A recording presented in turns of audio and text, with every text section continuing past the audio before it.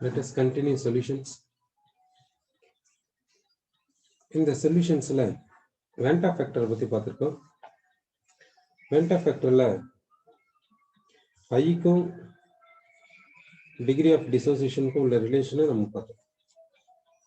இப்போ Venta factor I க்கும் association க்கும் அதாவது degree of association க்கும் உள்ள ரிலேஷனை நம்ம எடுத்துக்கலாம். இதில் நம்ம என்ன பார்த்தோம்னா டைமரைசேஷன் பார்த்திருக்கோம். அடுத்து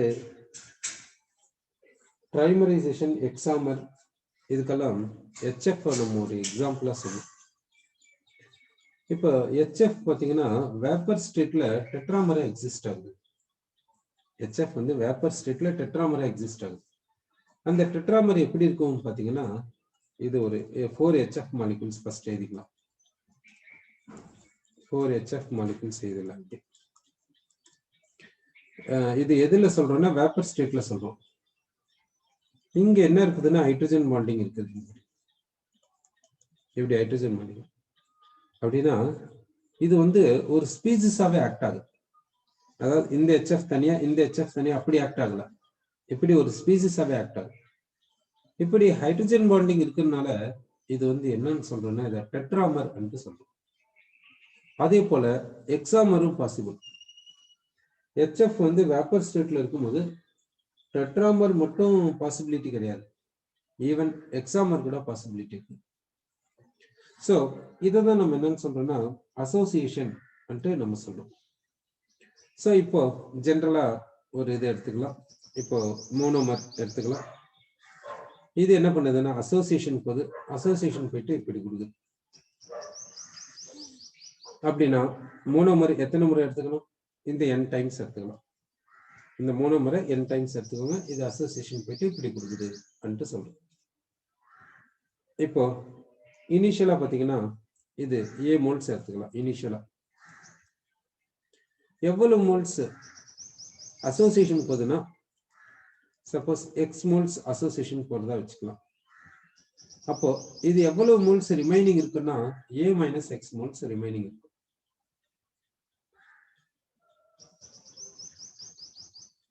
இது X மோல்ஸ் அசோசியேஷன் போச்சுன்னா இந்த அசோசியேட்டட் ஃபார்ம் எவ்வளவு ப்ரொடியூஸ் ஆகும்னு பாத்தீங்கன்னா X/N மோல்ஸ் ப்ரொடியூஸ் ஆகும். எப்படி? ஏன்னா இது N மோல்ஸ் அசோசியேஷன் போச்சுன்னா இது 1 மோல் ப்ரொடியூஸ் ஆகுது. அப்ப X மோல்ஸ் அசோசியேஷன் போச்சுன்னா எவ்வளவு ப்ரொடியூஸ் ஆகும்? X/N ப்ரொடியூஸ் ஆகும். அப்படி சொல்லுங்க. சரி, இப்போ நம்ம என்ன செய்யலாம்னா டிகிரி ஆஃப் அசோசியேஷனுக்கும் இந்த எக்ஸுக்கும் உள்ள ரிலேஷனை பார்க்கலாம். டிகிரி ஆஃப் அசோசியேஷனை ஆல்பான்னு சொல்லுவோம். தட் இஸ் ஈக்குவல் டு, அதாவது டிகிரி ஆஃப் டிசோசியேஷனுக்கும் சிம்பிள் ஆல்பா, டிகிரி ஆஃப் அசோசியேஷனுக்கும் சிம்பிள் ஆல்பா, சேம் சிம்பிளை தான் கொடுக்குறோம். டிகிரி ஆஃப் அசோசியேஷனுக்கும் டிகிரி ஆஃப் டிசோசியேஷனுக்கும். ஸோ டிகிரி ஆஃப் அசோசியேஷன் ஆல்பான்னு சொல்றோம். எவ்வளவு அசோசியேஷன் போகுதுன்னா எவ்வளவு மோல்ஸ் அசோசியேஷன் போகுதுன்னா X மோல்ஸ் அசோசியேஷன் போகுது. அதை நியூமரேட்டர்ல எழுதிக்கோங்க. எவ்வளவு மோல்ஸ் இனிஷியலா எடுத்துக்கிறீங்கன்னு பாருங்க, அதை டினாமினேட்டர்ல எழுதிக்கோங்க. இந்த ரேஷியோ தான் டிகிரி ஆஃப் அசோசியேஷன் என்று சொல்லுவோம். So X is equal to என்ன சொல்றோம்னா A ஆல்பான்னு சொல்லுவோம். ஸோ X வந்து இன் டர்ம்ஸ் ஆஃப் ஆல்பால சொல்லியிருக்கோம். ஸோ அதை இங்க சப்ஸ்டிட்யூட் பண்ணலாம். So A minus A alpha, இங்க என்ன சொல்லணும்னா A ஆல்பா பை N அப்படி சொல்லலாம். ஸோ A மைனஸ் X எப்படி சொல்லலாம்? X/N இப்படி சொல்லலாம். இப்போ வேண்டா ஃபேக்டர் ஐக்கு போகலாம். வேண்டா factor I is equal to என்ன சொல்லணும்னா நியூமரேட்டர்ல என்ன சொல்லணும்னாக்கா அசோசியேஷனுக்கு அப்புறம் எவ்வளவு டோட்டல் மோல்ஸ் இருக்குதோ அதை நியூமரேட்டர்ல சப்ஸ்டிட்யூட் பண்ணும். ஸோ நியூமரேட்டர்ல என்ன வரும்னா அசோசியேஷன் நடந்த பின்னாடி சொல்யூட் பார்ட்டிகல்ஸ்னுடைய மோல்ஸ் எவ்வளவு என்று நம்ம சொல்லணும். இப்ப சொல்யூட் பார்ட்டிகல்ஸ்னா அன்அசோசியேட்டட்ல இவ்வளவு இருக்குது, அசோசியேட்டட்ல இவ்வளவு இருக்குது. அப்போ சொல்யூட் பார்ட்டிகல்ஸ்னுடைய மோல்ஸ் வேணும்னா என்ன பண்ணணும்னா இந்த அன்அசோசியேட்டட்ல இருக்கிறத எடுத்துக்கோங்க, அடுத்து அசோசியேட்டட்ல இருக்கிறத எடுத்துக்கணும், ரெண்டுத்தையும் ஆட் பண்ணிடணும். இப்பதான் நமக்கு என்ன கிடைக்கும்னா அசோசியேஷன் நடந்த பின்னாடி எவ்வளவு சொல்யூட் பார்ட்டிகல்ஸ் இருக்குன்றது கிடைக்கும். டினாமினேட்டர்ல என்ன செய்யணும், இனிஷியலா எவ்வளவு சொல்யூட் பார்ட்டிகல்ஸ் எடுத்துக்கினீங்களோ அதை எடுத்துக்கணும். அதாவது பிஃபோர் அசோசியேஷன் அப்படி சொல்லிக்கலாம். இனிஷியலா எவ்வளவு சொல்யூட் பார்ட்டிகல்ஸ் எடுத்துக்கினீங்க, A moles, அதை டினாமினேட்டர்ல இது. இப்போ இதை சிம்பிளிஃபை பண்ணுங்க, என்ன வருதுன்னு பாருங்க. 1 minus alpha plus alpha by n இப்படி வரும். இப்போ வேண்டா ஃபேக்டருக்கும் டிகிரி ஆஃப் அசோசியேஷனுக்கும் உள்ள ரிலேஷன் இதுதான். இப்போ என்ன எடுத்துக்கலாம்னா ஒரு பர்டிகுலர் எக்ஸாம்பிள் எடுத்துக்கலாம். அசிட்டிக் ஆசிட பென்சீன்ல டிசால்வ் பண்ணலாம். அசிட்டிக் ஆசிட பென்சீன்ல டிசால்வ் பண்ணீங்கன்னா என்ன நடக்கும்னா அசோசியேஷன் நடக்கும்.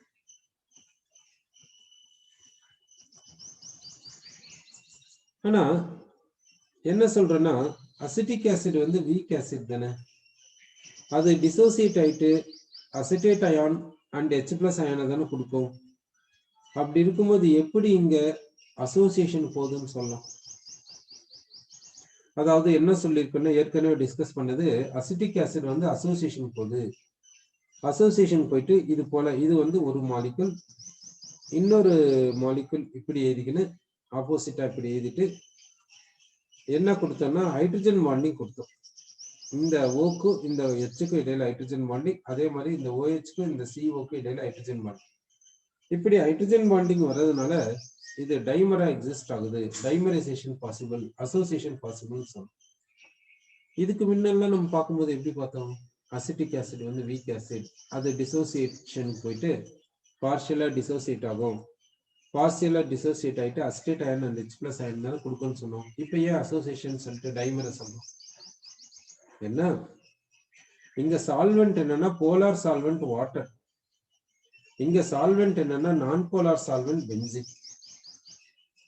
அப்போ சால்வெண்ட்டை மாத்தினதுனால அந்த நேச்சர் மாறிச்சு. சால்வெண்ட் பென்சீன் நான் போலார் சால்வெண்ட்ல இந்த அசிட்டிக் ஆசிடை டிசால்வ் பண்ணீங்கன்னா இது டைமரைசேஷன் போகுது, அசோசியேஷன் போகுது. அதே அசிட்டிக் ஆசிட போலார் சால்வெண்ட்ல டிசால்வ் பண்ணீங்கன்னா என்ன எதுக்கு போகுதுன்னா டிசோசியேஷன் போகுது.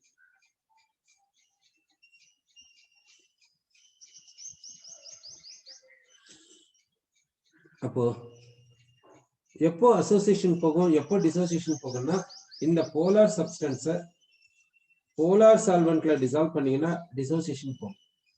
இந்த போலார் குரூப்பை இந்த நான் போலார் சால்வெண்ட்ல டிசால்வ் பண்ணீங்கன்னா அசோசியேஷன் நடக்கும். சரி, இப்போ இந்த அசிட்டிக் ஆசிட் இந்த இடத்துல அசோசியேஷன் போயிருக்குது, இந்த இடத்துல டிசோசியேஷன் போயிருக்குது.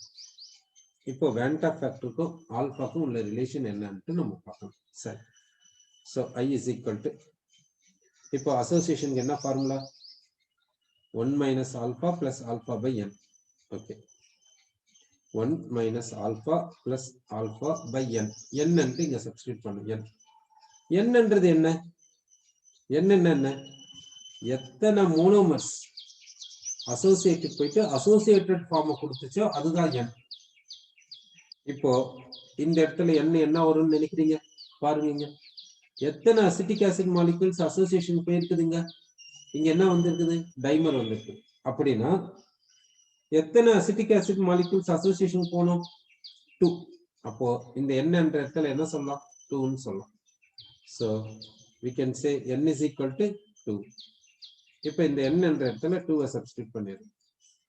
இப்போ ஐக்கும் ஆல்பாக்கும் உள்ள ரிலேஷன் என்னன்னா ஐக்கும் ஆல்பாக்கும் உள்ள ரிலேஷன் இப்போ இது எங்கேக்குன்னா அசோசியேஷனுக்கு. எப்போ இங்க ஏன் இந்த 2 சப்ஸ்டிட்யூட் பண்ணனா, இங்க டைமரைசேஷன் நடந்ததுனால இங்க 2 போட்டோம். சப்போஸ் ட்ரைமரைசேஷன் நடந்துச்சுன்னா இந்த இடத்துல என்ன வரும்னா 3 வரும். சப்போஸ் அசோசியேட்டட் ஃபார்ம் வந்து எக்ஸாமர்னு வச்சுக்கோங்க, அப்போ இங்க என்ன வரும்னா 6 வரும். ஸோ எல்லா நேரத்திலையும் இங்க 2 தானான்ட்டு நம்ம சொல்லக்கூடாது. கார்பாக்சிலிக் ஆசிட்ஸ் நான் போலார் சால்வெண்ட்ல டிசால்வ் பண்ணீங்கன்னா டைமரைசேஷன் நடக்கும், அப்போ 2ன்னு சொல்லணும். சரி, இப்போ ஐக்கும் ஆல்பாக்கும் உள்ள ரிலேஷன் நமக்கு வந்துச்சு. இப்போ என்ன பண்ணலாம்னா இந்த அசிட்டிக் ஆசிடை பென்சீன்ல இங்க டிசால்வ் பண்ணிட்டீங்க, அசிட்டிக் ஆசிடை பென்சீன்ல டிசால்வ் பண்ணிட்டீங்க, இதுக்கு ஒரு கான்சன்ட்ரேஷன் இருக்குது. சப்போஸ் இதை 0.1 மோல் எடுத்துக்கின்னு பென்சின் ஆட் பண்ணினே போறீங்க, 1 லிட்டர் சொல்யூஷன் வர இருக்கும். அப்போ என்ன கான்சன்ட்ரேஷன் வருதுன்னா 0.1 மோலார். இந்த 0.1 மோலார்ல ஆல்பா வந்து கொஞ்சம் இருக்கும், டிகிரி ஆஃப் அசோசியேஷன் கொஞ்சம் இருக்கும், அப்போ ஐ வேல்யூ கொஞ்சம் இருக்கும். இப்போ இதுல பென்சின் ஆட் பண்ணினே போங்க. பென்சின் ஆட் பண்ண என்ன ஆகுதுன்னா நான் போலார் சால்வெண்ட்டினுடைய ப்ரொபோர்ஷன் அதிகமாகுது. அப்ப என்ன ஆகுது, இந்த போலார் குரூப் இன்னொரு போலார் குரூப்போட ஹைட்ரஜன் பாண்டிங்க்கு போகுமே தவிர இந்த நான் போலார் சால்வெண்ட் கிட்ட போகாது. இந்த போலார் குரூப் கார்பாக்சிலிக் ஆசிட் என்ற போலார் குரூப். அப்போ இருக்கிற இதனுடைய ப்ரொபோர்ஷனை நீங்க ரைஸ் பண்ண பென்சினை நீங்க ஆட் பண்ண இதனுடைய இது என்ன பண்ணும்னா டைமரைசேஷன் போயினே இருக்கும், அசோசியேஷன் நடந்துனே இருக்கும்.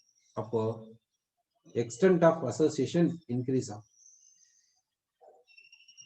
அப்போ ஐ வேல்யூ என்ன ஆகும் கொஞ்சம் யோசிச்சு பாருங்க. இந்த ஆல்பா இன்க்ரீஸ் ஆச்சுன்னா ஐ வேல்யூ டிக்ரீஸ் ஆகும். இப்படி போயினே இருக்கிறீங்க. இப்போ இன்ஃபைனைட்லி டைலூட்டட் சொல்யூஷனுக்கு வந்துட்டீங்க. Infinite diluted solution.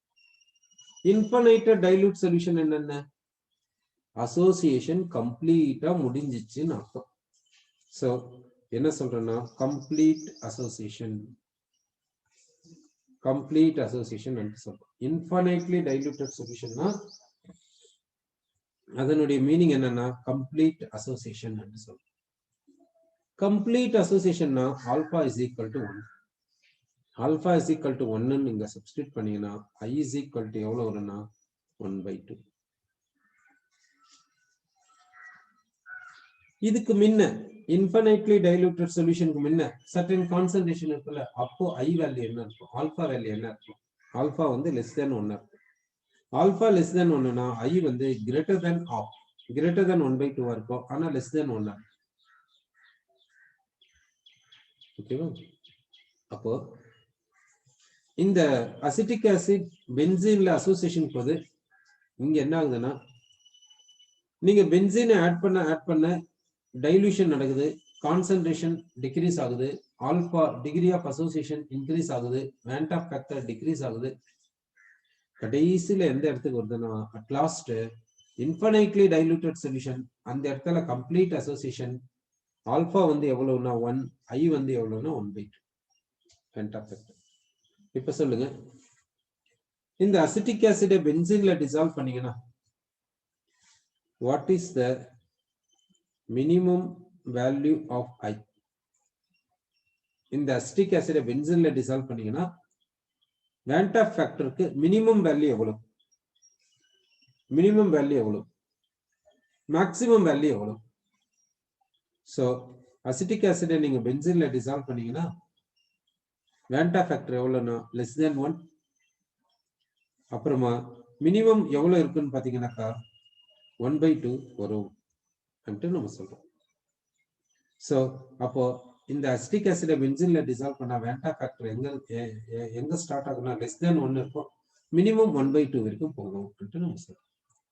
அதே அசிட்டிக் ஆசிடை நீங்க வாட்டர்ல டிசால்வ் பண்ணீங்கன்னா ஐ வேல்யூ எப்படி இருக்குன்னா 1 + ஆல்பா இப்படி இருக்கும். ஐ வந்து I is equal to 1 + alpha. Alpha வந்து டிகிரி ஆஃப் டிசோசியேஷன். இந்த இடத்துல ஐ வந்து எப்படி இருக்குன்னா கிரேட்டர் தென் 1 இருக்கும். நீங்க வாட்டரை ஆட் பண்ண டைலூஷன் இன்க்ரீஸ் ஆகும், அதாவது கான்சன்ட்ரேஷன் டிக்ரீஸ் ஆகும், ஆல்பா டிகிரி ஆஃப் டிசோசியேஷன் அதிகமாகும், வேண்ட் ஆஃப் ஃபேக்டர் அதிகமாகும். அட் லாஸ்ட் அதாவது infinitely diluted solution. Infinitely diluted solution அந்த இடத்துல ஆல்பா வந்து 1 இருக்கும், கம்ப்ளீட் டிசோசியேஷன். அப்போ வேண்ட் ஆஃப் ஃபேக்டர் 2 இருக்கும். அப்போ அசிட்டிக் ஆசிடை நீங்க வாட்டர்ல டிசால்வ் பண்ணீங்கன்னா ஐ வேல்யூ மினிமம் எவ்வளவு இருக்குன்னா 1 விட கொஞ்சம் அதிகமா இருக்கும், மேக்சிமம் எவ்வளவு இருக்குன்னா 2 இருக்கும். ஐ வேல்யூ வந்து 2ன்னு சொல்றோம். சரி, நம்ம இது வரைக்கும் என்ன பார்த்தோம்னாக்கா வேண்ட் ஆஃப் ஃபேக்டரை பத்தி நம்ம பார்த்திருக்கோம். இந்த வேண்ட் ஆஃப் ஃபேக்டர் யாருக்குன்னு பார்க்கும்போது சொல்லிட்டு வந்து அசோசியேஷனுக்கோ டிசோசியேஷனுக்கோ போச்சுன்னா வேண்ட் ஆஃப் ஃபேக்டர் பிளே பண்ணுது ரோல்ன்ட்டு சொல்றோம். இப்போ இது வரைக்கும் நம்ம பார்த்தது என்னன்னா காலிகேட்டிவ் ப்ராப்பர்ட்டிஸை பத்தி நம்ம பார்த்துருக்கோம். காலிகேட்டிவ் ப்ராப்பர்ட்டிஸ்னா என்ன சொல்லியிருக்கேன்னா, சால்வெண்ட்டை volatile எடுத்துக்கணும், சொல்யூட்டை வந்து நான் volatile எடுத்துக்கணும்னு சொல்லியிருக்கேன். அது இல்லாம காலிகேட்டிவ் ப்ராப்பர்ட்டினாவே ரவுல்ஸ் லாவை ஒபே பண்ணும். ரவுல்ஸ் லாவை ஒபே பண்ணணும்னா வெரி டைல்யூட் சொல்யூஷன் தான் எடுத்துக்கணும்னு நம்ம பார்த்துருக்கோம். சரி, இப்போ காலிகேட்டிவ் ப்ராப்பர்ட்டிஸ் கம்ப்ளீட் ஆயிடுச்சு. இப்போ நெக்ஸ்ட் நம்ம போறது எதுக்குன்னா ideal solution, non ideal solution என்றதை பத்தி பார்க்க போறோம். இப்போ நம்ம எதை பத்தி பார்க்கறோம்னா ஐடியல் சொல்யூஷன் என்ற டாபிக் நம்ம போறோம். அடுத்து என்ன பார்க்க போறோம்னா நான் ஐடியல் சொல்யூஷன் என்ற டாபிக்கை பார்க்கறோம். எப்படி ரியல் கேஸ் ஐடியல் கேஸ்ன்னு பார்த்தோம் அதே மாதிரி. சரி, இப்போ ஐடியல் சொல்யூஷன்னா இங்க என்ன கண்டிஷன், இங்க இந்த சொல்யூஷன்ல இருக்கக்கூடிய சால்வெண்ட் என்ன, இந்த சொல்யூஷன்ல இருக்கக்கூடிய சொல்யூட் என்ன. இந்த ஐடியல் சொல்யூஷன் வேணும்னா சால்வெண்ட் எடுத்துக்கணும், சொல்யூட் எடுத்துக்கணும். சால்வெண்ட் எப்படி இருக்கணும்னா லிக்விடா இருக்கணும், சொல்யூட் எப்படி இருக்கணும்னா லிக்விடா இருக்கணும். சால்வெண்ட் எப்படி இருக்கணும்னா volatile இருக்கணும், சொல்யூட் எப்படி இருக்கணும்னா volatile இருக்கணும். இதுக்கு முன்ன நம்ம பார்த்தது காலிகேட்டிவ் ப்ராப்பர்ட்டிஸ். அங்க சால்வெண்ட் எப்படி இருக்கணும் volatile இருக்கணும், சொல்யூட் எப்படி இருக்கணும் நான் volatile இருக்கணும். இப்போ காலிகேட்டிவ் ப்ராப்பர்ட்டிஸ் கம்ப்ளீட் ஆயிடுச்சு. இப்போ நம்ம போறது எதுக்குன்னா ideal solution, non ideal solution. இந்த ideal solution non ideal solution என்னக்கா எப்படி சொல்யூட் அண்ட் சால்வெண்ட் எடுத்துக்கணும் என்றதை நல்லா கவனம் வச்சுக்கோங்க. Ideal solution, non ideal solution. இதுக்கு சொல்யூட்டும் சால்வெண்ட்டும் ரெண்டுமே volatile லிக்விடா தான் இருக்கணும். ஓகே, அப்போ ஐடியல் சொல்யூஷன் என்ற டாபிக்கும் நான் ஐடியல் சொல்யூஷன் என்ற டாபிக்லயும் சால்வெண்ட் சொல்யூட்டும் எப்படி எடுத்துக்கணும் volatile லிக்விடா தான் எடுத்துக்கணும். ஓகே, நான் volatile சொல்யூட் என்ற வார்த்தை ஒன்று வரக்கூடாது, அது காலிகேட்டிவ் ப்ராப்பர்ட்டிஸோட முடிஞ்சு போயிடுச்சு. இப்போ நம்ம வேற டாபிக் வந்துட்டோம், ideal solution non ideal solution வந்துட்டோம். இங்க சால்வெண்ட்டும் சொல்யூட்டும் எப்படி இருக்கணும்னா volatile லிக்விடா தான் இருக்கணும். இதை எடுத்துட்டு போய் காலிகேட்டிவ் ப்ராப்பர்ட்டிஸோட மிங்கிள் பண்ணிடக்கூடாது. காலிகேட்டிவ் ப்ராப்பர்ட்டிஸ் தனி, ஐடியல் சொல்யூஷனும் நான் ஐடியல் சொல்யூஷனும் தனி. சரி, இப்போ இந்த ஐடியல் சொல்யூஷன்னா இதுக்கான கண்டிஷன்ஸ் என்னென்ன பாத்தீங்கன்னா, ஐடியல் சொல்யூஷனா இது ஃபர்ஸ்ட் இது எதை ஒபே பண்ணணும்னா ரவுல்ஸ் லாவை ஒபே பண்ணணும்.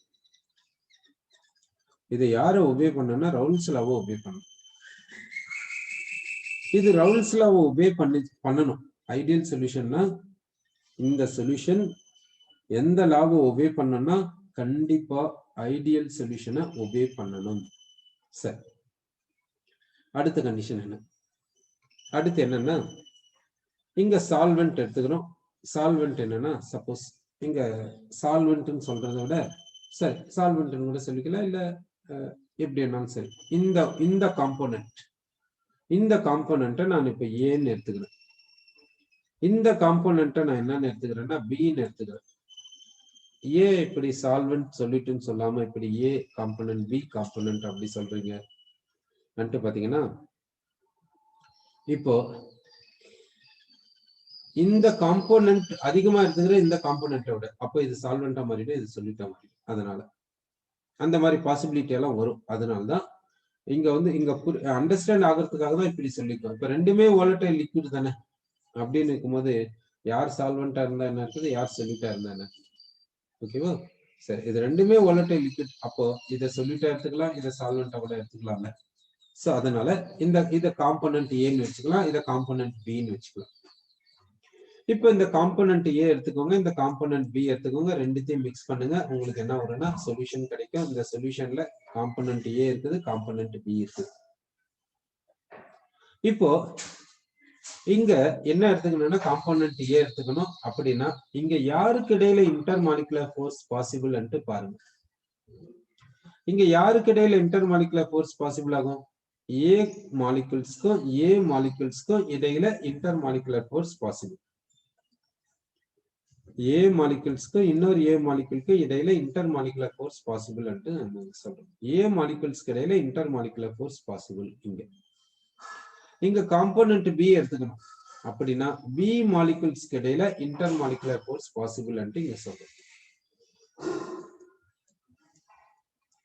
இந்த பி மாலிகுல்ஸ்க்கு இடையில இன்டர் மாலிகுலர் ஃபோர்ஸ் பாசிபிள் இங்க சொல்றோம். இப்போ இந்த காம்போனன்ட் ஏவும் காம்போனன்ட் பியும் மிக்ஸ் பண்ணிட்டு இங்க சொல்யூஷன் கிடைச்சிருக்குது. இங்க யாருக்கு இடையில இன்ட்ராக்ஷன் வரும்? ஒண்ணு காம்போனன்ட் ஏ இன்னொரு காம்போனன்ட் ஏவோட இன்ட்ராக்ஷன் போலாம். அடுத்த பாசிபிலிட்டி காம்போனன்ட் பி இன்னொரு காம்போனன்ட் பியோட இன்ட்ராக்ஷன் போலாம் இந்த இடத்துல. ஏன்னா ஏவும் இருக்குது பியும் இருக்குது இல்ல. அடுத்த பாசிபிலிட்டி காம்போனன்ட் ஏ காம்போனன்ட் பியோட இன்ட்ராக்ஷன் போலாம். அப்போ இங்க இன்டர்மாலிகுலர் ஃபோர்ஸ் இருக்குது, இங்க இன்டர்மாலிகுலர் ஃபோர்ஸ் இருக்குது, இங்கேயும் இன்டர்மாலிகுலர் ஃபோர்ஸ் இருக்குது.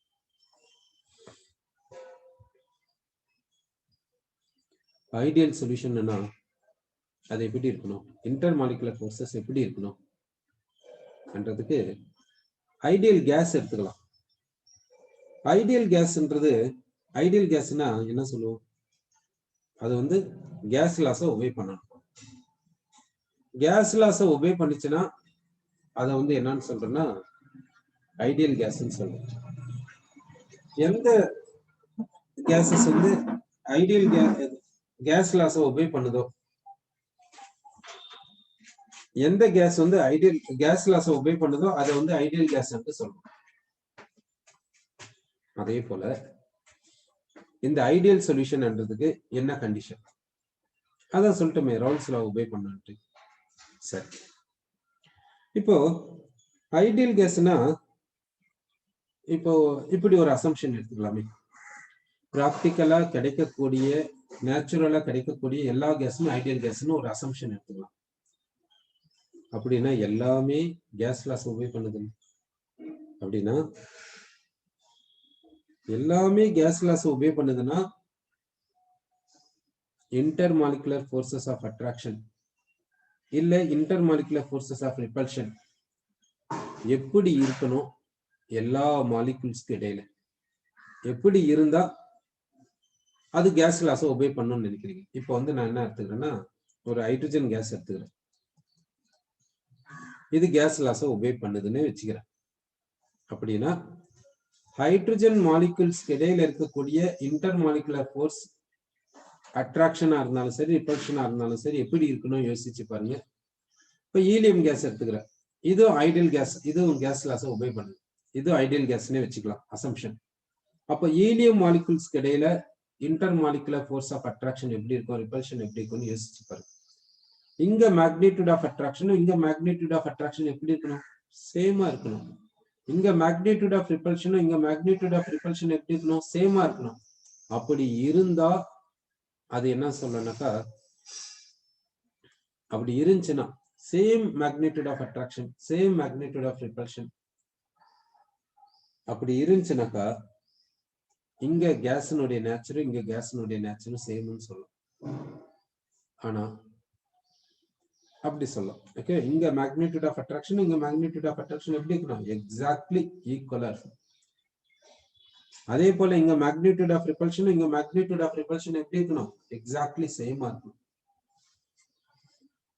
எல்லாம் எந்த நேச்சுரலா கிடைக்கக்கூடிய எந்த கேஸ்னா எடுத்துக்கலாம் சரி, பிராக்டிக்கலா ப்ரிப்பேர் பண்ணக்கூடிய எந்த கேஸா இருந்தாலும் சரி, ஆர்டிபிஷியலா கிடைக்கக்கூடிய எந்த கேஸா இருந்தாலும் சரி, எல்லா கேஸ் மாலிகுல்ஸ் இடையில மேக்னிடியூட் ஆஃப் அட்ராக்ஷன் ஒரே மாதிரி இருக்குது, மேக்னிடியூட் ஆஃப் ரிபல்ஷன் ஒரே மாதிரி இருக்குதுன்னு இருந்துச்சுன்னா kinetic molecular theory ideal case ஈக்குவேஷனை எக்ஸ்பிளைன் பண்றதுக்காக பாஸ்டுலேட்ஸ் இன்ட்ரோடியூஸ் பண்ணாங்க பாருங்க. There is no intermolecular force of attraction or repulsion and சொன்னாங்க பாருங்க.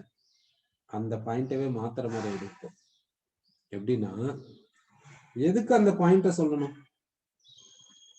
பிராக்டிக்கலா கிடைக்கிறதும் சரி, நேச்சுரலா கிடைக்கிறதும் சரி, ஆர்டிபிஷியலா கிடைக்கிறதும் சரி, எல்லா கேஸ் மாலிகுல்ஸ்க்கு இடையில மேக்னிடியூட் ஆஃப் அட்ராக்ஷன் ஒரே மாதிரி இருக்குது, மேக்னிடியூட் ஆஃப் ரிபல்ஷன் ஒரே மாதிரி இருக்குது போது எல்லாமே ஐடியல் கேஸ்ன்றது முடிந்து போச்சு. அப்படி இருக்கும்போது கைனடிக் மாலிகுலர் தியரியில இந்த பாயிண்ட சொல்லியிருப்பாங்களா? There is no intermolecular force of attraction among the gas molecules for ideal gas. அப்படி சொல்லியிருப்பாங்களா? சொல்லியிருக்க மாட்டாங்க. அப்படிதான்.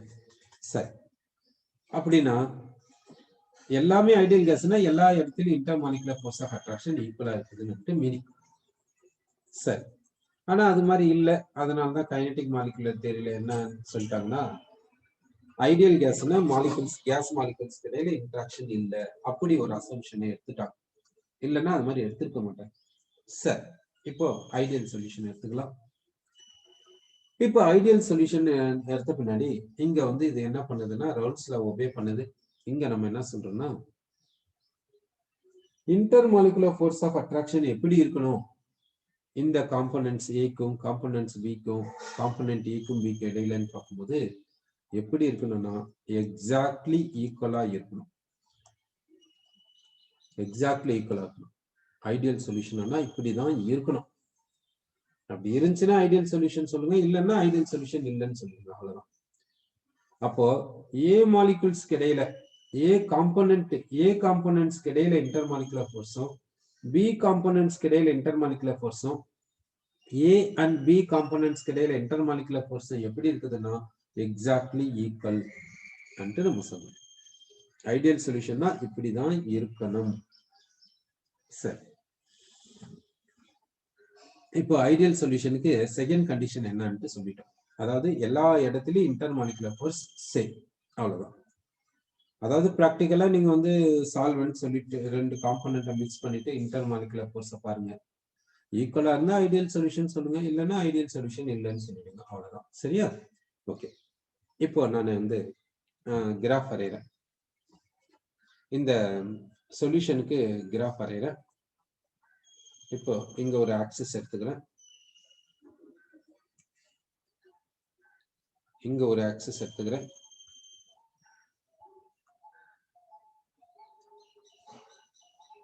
அடுத்து இங்க ஒரு ஆக்சிஸ் எடுத்துக்கிறேன். இப்படி எடுத்தாச்சு. இப்ப என்ன பண்றேன்னா அந்த எக்ஸ் ஆக்சிஸ்ல ஒய் ஆக்சிஸ்ல என்ன பேராமீட்டர் சொல்றேன். இங்க மோல் ஃபிராக்ஷனை எடுத்துக்கிறேன். இந்த இடத்துல என்ன எடுத்துக்கிறேன்னா வேப்பர் பிரஷரை எடுத்துக்கிறேன். இப்போ காம்பனன்ட் ஏ எடுத்துக்கிறேன், காம்பனன்ட் பி எடுத்துக்கிறேன், மிக்ஸ் பண்றேன், சொல்யூஷனை ப்ரிப்பேர் பண்றேன். இந்த சொல்யூஷனை எப்படி ப்ரிப்பேர் பண்றேன்னா டிஃபரெண்ட் சொல்யூஷன்ஸை ப்ரிப்பேர் பண்றேன், டிஃபரெண்ட் கான்சன்ட்ரேஷன்ஸ் இருக்கக்கூடிய சொல்யூஷன்ஸை ப்ரிப்பேர் பண்றேன். இப்போ இந்த இடத்துல மோல் ஃபிராக்ஷன் ஆஃப் ஏ எவ்வளவு எடுத்துக்கிறேன்னா 1ன்னு எடுத்துக்கிறேன். இந்த இடத்துல மோல் ஃபிராக்ஷன் ஆஃப் ஏ எவ்வளவுன்னு எடுத்துக்கிறேன்னா 0ன்னு எடுத்துக்கிறேன். அப்படின்னா இங்க மோல் ஃபிராக்ஷன் ஆஃப் ஏ 1, இங்க 0.9, இங்க 0.8, இப்படி குறைச்சினே வர 0.7, 0.6, 0.5, 0.4, இப்படி குறைச்சினே வர இங்க 0.3, இங்க 0.2, இங்க 0.2, இப்படி மோல் ஃபிராக்ஷன் ஆஃப் ஏ இப்படி இருக்கு. அதாவது என்ன பண்றோம், ஏவியும் பியும் டிஃபரெண்ட் ப்ரொபோர்ஷன்ஸ்ல எடுத்துக்கிட்டு சொல்யூஷனை ப்ரிப்பேர் பண்றோம். எத்தனை சொல்யூஷன் ப்ரிப்பேர் பண்றோம்னா டிஃபரெண்ட் கான்சன்ட்ரேஷன் ஆஃப் சொல்யூஷன்ஸை ப்ரிப்பேர் பண்றோம். டிஃபரெண்ட் கான்சன்ட்ரேஷன்ஸ் ஆஃப் சொல்யூஷனை ப்ரிப்பேர் பண்றோம். சரியா? டிஃபரெண்ட் கான்சன்ட்ரேஷன்ஸை எப்படி சொல்றோம்னா இன் டர்ம்ஸ் ஆஃப் மோல் ஃபிராக்ஷன்ல சொல்லியிருக்கோம். இதுக்கு corresponding mole fraction of B எவ்வளவுன்ட்டு பார்க்கலாம். இப்போ mole fraction of B, mole fraction of A வந்து 1ன்னா இந்த இடத்துல யார் மட்டும் இருக்காங்கன்னா ஏ மட்டும் தான் இருக்குது, பி கிடையாதுன்னு அர்த்தம். அப்போ மோல் ஃபிராக்ஷன் ஆஃப் பி இந்த இடத்துல எவ்வளவுன்னா 0. இந்த இடத்துல மோல் ஃபிராக்ஷன் ஆஃப் ஏ 0ன்னா ஏ கிடையாது, அப்ப யார் இருக்காங்க, பி இருக்காங்க. அப்போ பிக்கு எவ்வளவு மோல் ஃபிராக்ஷன் 1. ஏ கிடையவே கிடையாதுங்க, பி மட்டும் தான் இருக்குது. அப்போ பி மட்டும் இருக்குதுன்னா அதுக்கு மோல் ஃபிராக்ஷன் எவ்வளவுன்னா 1.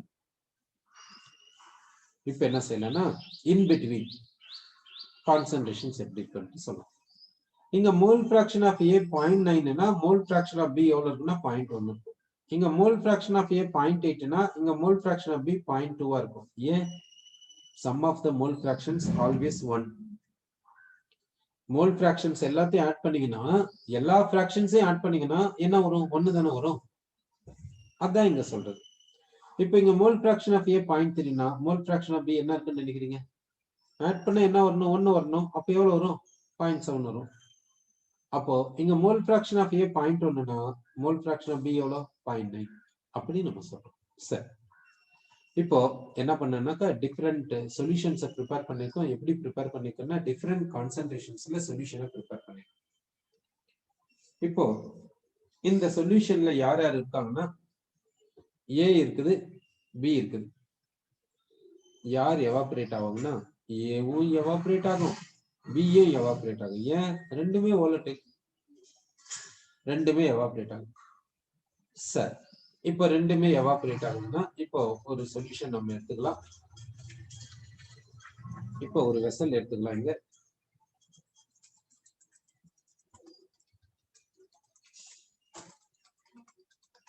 இப்போ இங்க ஒரு வெசல் எடுத்தாச்சு.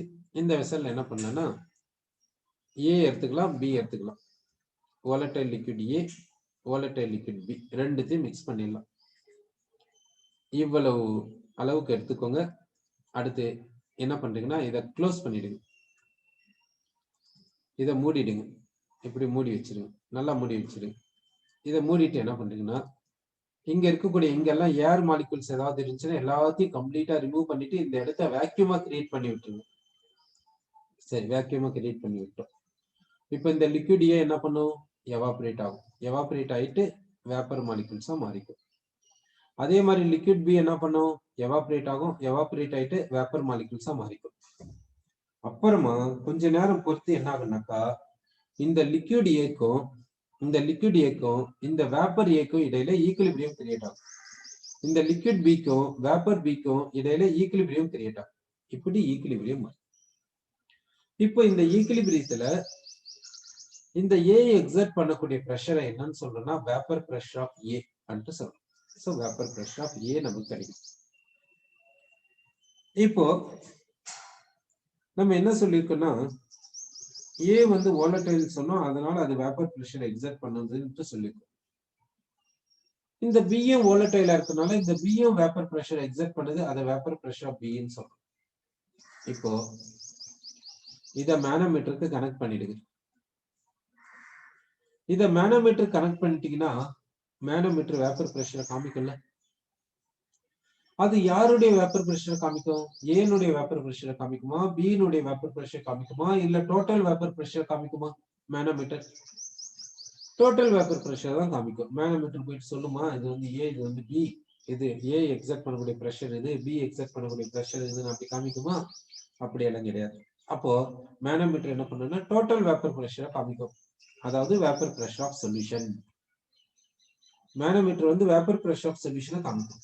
இப்போ சொல்லுங்க, இது வந்து வேப்பர் பிரஷர் ஆஃப் ஏ. இந்த இடத்துல இந்த சொல்யூஷன்ல இந்த வேப்பர்ல இருக்கக்கூடிய ஏ மாலிகுல்ஸ் எக்ஸர்ட் பண்ணக்கூடிய பிரஷரை நாம் எப்படி எழுதியிருக்கோம், பி மாலிகுல்ஸ் எக்ஸர்ட் பண்ண பிரஷர் எப்படி எழுதியிருக்கோம். இது வந்து மேனோமீட்டர் கொடுக்கக்கூடிய pressure. Manometer vapour pressure of சொல்யூஷனை கொடுக்குது. இப்போ நம்ம என்ன கேட்கிறோம்னா what is the relation among these? இங்க என்ன ரிலேஷன் வரும்? இவங்களுக்கு இடையில என்ன ரிலேஷன் வரும்? வேப்பர் பிரஷர் ஆஃப் சொல்யூஷனுக்கும் P of A P of பிக்கும் உள்ள ரிலேஷன் என்ன வரும்னு நினைக்கிறீங்க? இங்க என்ன கண்டிஷன் எடுத்துக்கணும்?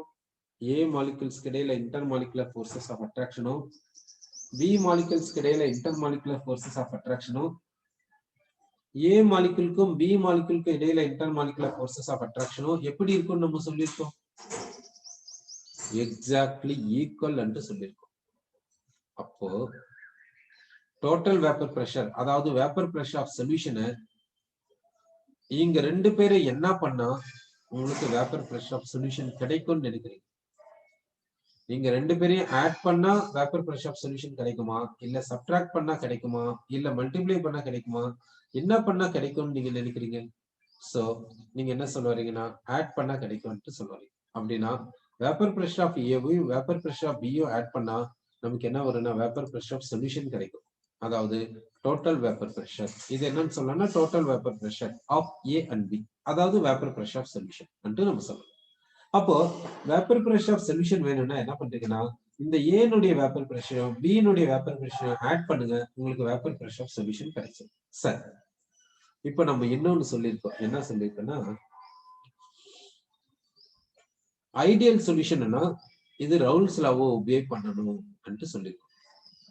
அப்படின்னா ரவுல்ஸ் லா என்ன சொல்லுதுன்னு பார்க்கலாம். ரவுல்ஸ் லா பிரகாரம் இந்த வேப்பர் பிரஷர் ஆஃப் ஏ, இந்த வேப்பர் பிரஷர் ஆஃப் ஏ எதை டிபெண்ட் பண்ணுனா, it is directly proportional to its mole fraction என்று சொல்றோம். Mole fraction of A in liquid state. அப்போ இந்த சொல்யூஷன்ல இந்த லிக்விட் ஏ இதனுடைய மோல் ஃபிராக்ஷன் எப்படியோ அதை பொறுத்துதான் இந்த வேப்பர் ஏ எக்ஸர்ட் பண்ணக்கூடிய வேப்பர் பிரஷர் இருக்கும் என்று ரவுல் சொல்றாரு. அதாவது இந்த சொல்யூஷன்ல இந்த காம்போனன்ட் ஏனுடைய மோல் ஃபிராக்ஷன் அதிகமா இருந்தா இந்த ஏ எக்ஸர்ட் பண்ணக்கூடிய வேப்பர் பிரஷரும் அதிகமா இருக்கும் என்று நம்ம சொல்றோம். இப்போ இந்த பாயிண்ட் எல்லாம் பாருங்க, ரவுல்ஸ் என்ன சொல்றாரு பாருங்க. ரவுல்ஸ்ல என்ன சொல்லுது பாருங்க. இந்த சொல்யூஷன்ல ஏனுடைய ப்ரொபோர்ஷன் அதிகமா இருந்துச்சுன்னா, சர்ஃபேஸ்ல ஏனுடைய ப்ரொபோர்ஷன் அதிகமா இருக்கும். அப்போ ஏ எவாபரேட் ஆகக்கூடிய எக்ஸ்டென்ட் அதிகமா இருக்கும். அப்படின்னா ஏ எக்ஸர்ட் பண்ணக்கூடிய வேப்பர் பிரஷர் அதிகமா இருக்கும் நம்ம சொல்லுவோம்.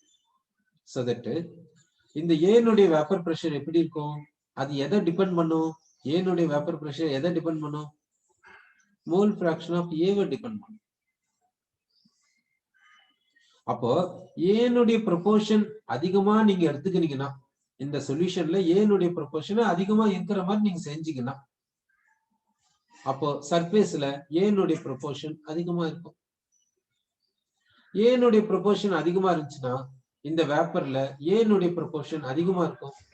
அப்போ ஏ எக்ஸர்ட் பண்ணக்கூடிய வேப்பர் பிரஷர், ஏ எக்ஸர்ட் பண்ணக்கூடிய பிரஷர் அதிகமா இருக்கும். அதான் ரவுல் சொல்றது. அப்படின்னா vapour pressure of A is directly proportional to mole fraction of A அப்படி சொல்றது. அடுத்து இங்க ப்ரொபோர்ஷனாலிட்டி கான்ஸ்டன்ட் கொடுக்கணும்ல, அந்த ப்ரொபோர்ஷனாலிட்டி கான்ஸ்டன்ட் என்னவா இருக்கணும்னு நினைக்கிறீங்க? யோசிச்சு பாருங்க. இந்த P of A is equal to some constant K into mole fraction of A. இப்போ ப்ரொபோர்ஷனாலிட்டி கான்ஸ்டன்ட் K ன்னு சொல்லி, இந்த ப்ரொபோர்ஷனாலிட்டி கான்ஸ்டன்ட் K வேணும்னா மோல் ஃபிராக்ஷன் ஆஃப் A வை 1ன்னு எடுத்துக்கோங்க. அப்பதான் K கிடைக்கும். இப்போ proportionality constant K வேணும். அதனால என்ன பண்றேன்னா mole fraction of A is equal to 1ன்னு எடுத்துக்கிறேன். மோல் fraction of A வை 1ன்னு எடுத்துக்கிறீங்கன்னா உங்களுக்கு proportionality constant K கிடைக்கும். அது என்ன என்று பார்க்கலாம். இந்த மோல் fraction of A வை இங்க சப்ஸ்டிட்யூட் பண்ணுங்க. மோல் fraction of A வந்து 1ன்னா என்ன அர்த்தம்? இந்த இடத்துல யார் இருக்காங்க? A மட்டும்தான் இருக்குது, B கிடையாது அப்படின்னு சொல்யூஷன் கிடையாது. இது வந்து pure component and meaning. Mole fraction of A 1ன்னா இந்த இடத்துல A மட்டும் தான் இருக்குது.